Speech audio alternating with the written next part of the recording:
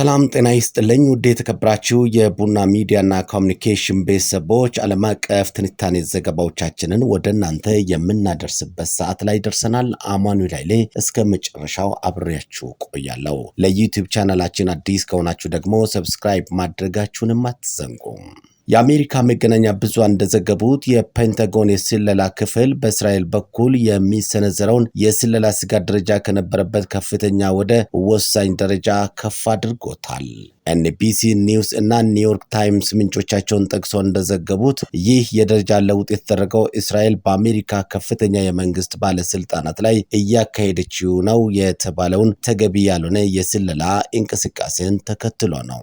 እንደ ዘገባዎቹ ከሆነም የእስራኤል የስለላ ተቋማት ኢላማ ያደረጉት የአሜሪካ መንግስት ከኢራን ጋር እያካሄደ ያለውን ጦርነት ለማቆም በዋይት ሃውስ ውስጥ እያደረገ ያለውን ውስጣዊ ውይይት ለመረዳት ነው ተብሏል። የፔንታጎን የስለላ ክፍል ይህንን የስለላ እንቅስቃሴም በእጅጉ የተመለከተው ፕሬዝዳንት ዶናልድ ትራምፕ ከኢራን ጋር በተያያዘ ያላቸውን አቋምና የጦርነቱን ሂደት ለመወሰን በሚያደርጉት ጥረት መካከል መሆኑ ተገልጿል። ዘገባው አክሎም እስራኤል በፕሬዝዳንት ትራምፕ ልዩ ልዑክ እንዲሁም በፔንታጎን ከፍተኛ የፖሊስ ባለስልጣናት እንዲሁም ምክትላቸው ሚካኤል ዲሚኖ ላይ የስለላ እንቅስቃሴ እያደረገች መሆኑን የሚያሳዩ መረጃዎች መኖራቸውን ይፋ አድርገዋል።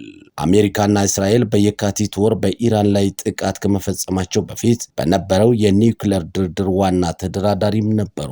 ምንም እንኳን የፔንታጎን ቃል አቀባይ እነዚህን ዘገባዎች ሐሰት ናቸው በማለት ውድቅ ቢያደርጉም የኒውዮርክ ታይምስ ዘገባ እንደሚያሳየው ከሆነ እስራኤል በተደጋጋሚ የአሜሪካን ተቋም ለመሰለል ስትሞክር ቆይታለች። ለምሳሌ በ2021 የፔንታጎን የስለላ ዋና መስሪያ ቤትን እንዲሁም በ2025 የዩኤስ ስክሬት ሰርቪስ ተሽከርካሪን የመሰለል ሙከራ ማድረጓን መረጃዎች ይጠቁማሉ።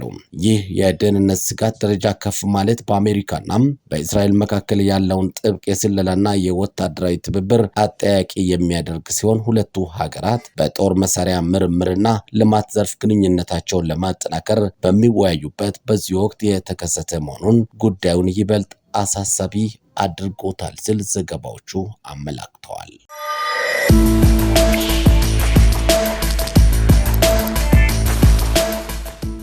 በሊባኖስ ላይ እየተካሄደ ያለው የእስራኤል ወታደራዊ ጥቃት ተከትሎ ሳውዲ አረቢያና ኳታር እስራኤልን የሚያወግዙ መግለጫዎችን አውጥተዋል። የሳውዲ አረቢያ የውጭ ጉዳይ ሚኒስቴር በሰጠው መግለጫ እስራኤል በሊባኖስ ላይ እያደረሰችው ያለውን ቀጣይ ጥቃት በአስከፊ ቃላት አውግዘዋል። የሊባኖስ ጦርነት ኢላማ ማድረግና የአገሪቱን ሉዓላዊነት መጣስ ሙሉ በሙሉ እንደማይቀበሉት የገለጸው ሚኒስቴሩም ብሔራዊ ግዴታቸውን ሲወጡ ለተገደሉት የሊባኖስ ጦር አባላት ቤተሰቦች መጽናናትን ተመኝቷል። በሌላ በኩል ኳታር እስራኤል በሊባኖስ ጦር የጥበቃ ቡድን ላይ የፈጸመችውን ጥቃት አደገኛ መባባስና የሊባኖስ ሉዓላዊነት ላይ የተፈጸመ ግልጽ ጥሰት በማለት አውግዘዋለች። የጥቃቱ ሰለባ የሆኑትን የሁለቱ መኮንኖችና የአንድ ወታደር ሕይወት መጥፋት ተከትሎ የኳታር የውጭ ጉዳይ ሚኒስቴር ዓለም አቀፉ ማህበረሰብ የእስራኤል ወራሪ ኃይሎች በሊባኖስ ላይ የሚፈጽሙትን ተደጋጋሚ ጥቃት እንዲያቆሙ ዓለም አቀፍ ስምምነቶችን እንዲያከብሩ እና የተባበሩት መንግስታት የጸጥታ ምክር ቤት ውሳኔ 1701ን ሙሉ በሙሉ እንዲተገብሩ ግፊት እንዲያደርጉም ጠይቋል። በሌላ በኩል የእስራኤል ጦር በደቡብ ሊባኖስ እያካሄደ ባለው ወታደራዊ እንቅስቃሴ በደቡብ ሊባኖስ በተፈጸመም ጥቃት ሁለት ወታደሮቹ መገደላቸውንም አስታውቋል። አንደኛው ወታደር በደረሰበት ከባድ ጉዳት ሕይወቱ ሲያልፍ፣ ሌላኛው ደግሞ በዚሁ አካባቢ በተደረገ የኦፕሬሽን እንቅስቃሴ መገደሉን የሀገሪቱ ጦር አረጋግጧል።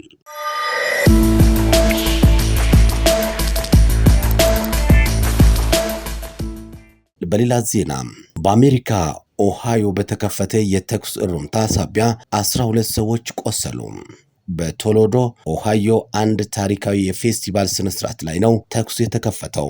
ፖሊስ ተጠርጣሪዎችን በቁጥጥር ስር ለማዋል ርብርቡን ቀጥሏል። በቶሎዶ ከተማ ኦልድ ዌስት ኤንድ ፌስቲቫል ላይ የተሰነዘረው ጥቃት በርካቶችን አስደንግጧል። ጉዳት የደረሰባቸው ሰዎች ወደ ሆስፒታል መወሰዳቸውንም የከተማ ፖሊስ አስታውቋል። ጉዳት የደረሰባቸው ዜጎች ከ14 እስከ 64 ዓመት ዕድሜ ያላቸው ሲሆን ሁለቱ በከባዱ የተጎዱ ናቸው ተብሏል። የኦሃዮ ገዢ የበጋ ፌስቲቫሎች ከስጋት ነፃ መሆን እንዳለባቸውም አሳስበዋል። ቤተሰቦቹ በየመርሃ ግብሩ ያለምንም ስጋት የተለያዩ ስነ ስርዓቶችን መካፈል እንደሚኖርባቸውም አስገንዝበዋል።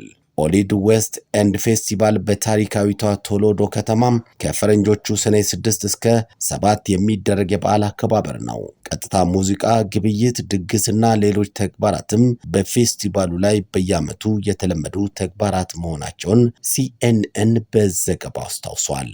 ሰላምና ጤናን በያላችሁበት ተመኘው። ከቡና ሚዲያ ዓለም አቀፍ ትንታኔ የዕለቱ ዘገባዎቻችን ይህንን ይመስሉ ነበር። ጤና ይስጥልኝ። በሌላ ክፍለ ጊዜ እንገናኛለን። በተመሳሳዩ እስከምንገናኝ ለዩቲዩብ ቻናላችን አዲስ ከሆናችሁ ሰብስክራይብ ማድረጋችሁንም አትርሱ። ጤና ይስጥልኝ።